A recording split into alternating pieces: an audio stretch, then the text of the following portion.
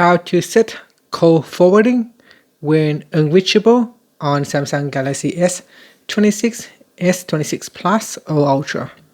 First, let's go back to the home screen. Then on the home screen, open up the phone app. After that, tap on the More button, then tap on Settings. Now in Call Settings, we go down, and in here, tap on Supplementary Services, then tap on Call Forwarding, then tap on Forward when unreachable. From here, put in the new phone number that you want to forward to, and then tap on Update.